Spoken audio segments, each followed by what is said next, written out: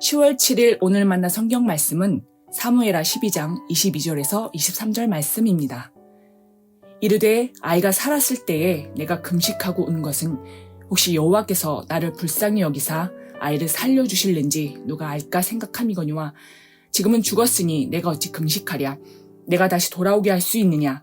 나는 그에게로 가려니와 그는 내게로 돌아오지 아니하리라 하니라. 아멘. 오늘 만나로 만나주시는 하나님을 기대합니다. 다윗은 자신의 충신인 우리아를 배신하고 그의 아내 밧세바를 취하였습니다. 그 죄를 감당하지 못해 급기야 우리아를 죽이는 더 큰 죄를 범했지요. 자신과 밧세바 사이에 태어난 아이를 볼 때마다 다윗은 어땠을까요? 죽은 우리아가 생각나면서 자신의 죄를 떠올리게 되어 괴로웠을지 모릅니다. 그래도 자신의 아들이었기에 그 아들의 죽어감 앞에 그는 깊이 슬퍼하는 것임에 틀림없습니다. 다윗이 금식하고 울었다는 말은 히스기야 왕이 병들어 죽게 되었을 때 하나님께 슬피 울며 간구한 그 울음이었고, 아브라함이 사라가 죽었을 때 슬피 울었다와 같은 단어가 사용되었습니다. 그러므로 다윗은 진정으로 애통하며 울었으리라는 것을 알 수 있습니다. 그렇게 애타게 금식하며 울었으나 나단 선지자를 통해 주신 말씀처럼 다윗의 아이는 죽게 됩니다. 그 아이의 죽음을 다윗의 죄 때문이라고 얘기해야 하는가 아닌가는 논쟁의 여지가 있습니다.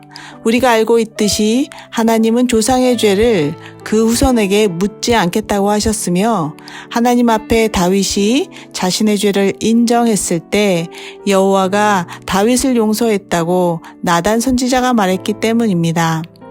그러므로 우리는 오늘 본문에서 죄와 벌을 논하기보다 다윗의 기도와 삶의 모습에서 신앙의 유익을 찾고자 합니다. 먼저 기도하는 다윗의 태도를 보려고 합니다.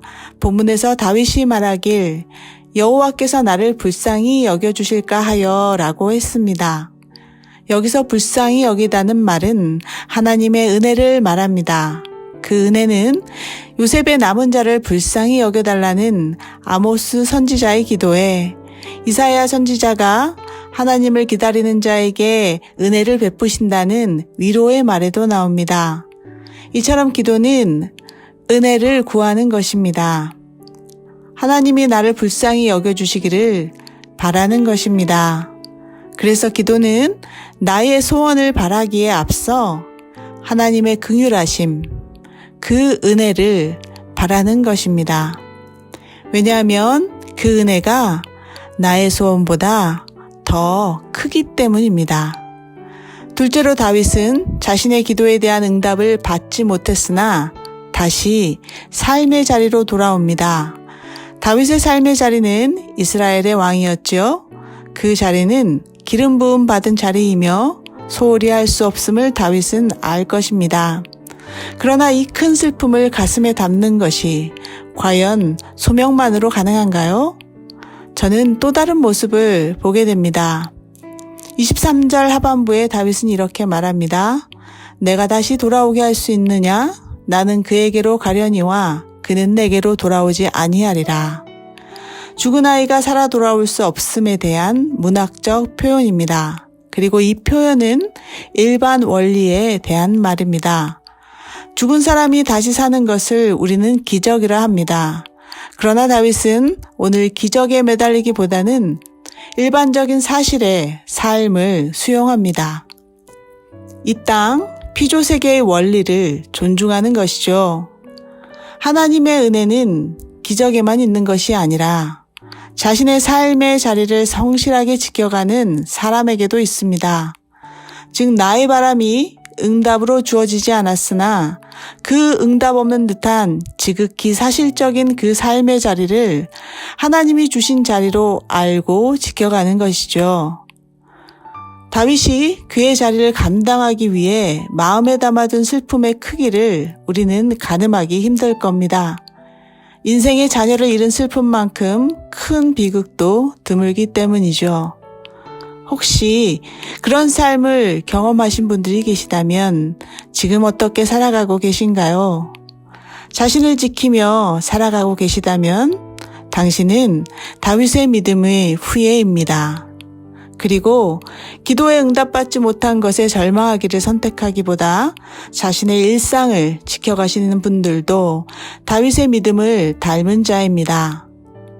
이렇듯 나를 불쌍히 여기시는 하나님을 기억하며 호흡하는 여러분의 삶의 자리에 하나님의 은혜가 충만하길 주님의 이름으로 축원합니다.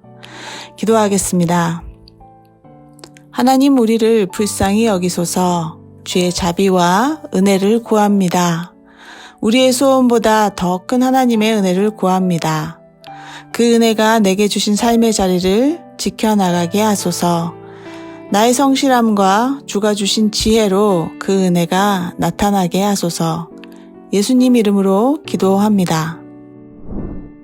이제 2가지 기도 제목으로 기도하신 후에 개인 묵상하시겠습니다.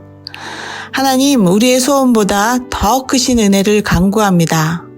죽음의 자리가 소생의 자리가 되는 그 은혜를 경험하게 하소서.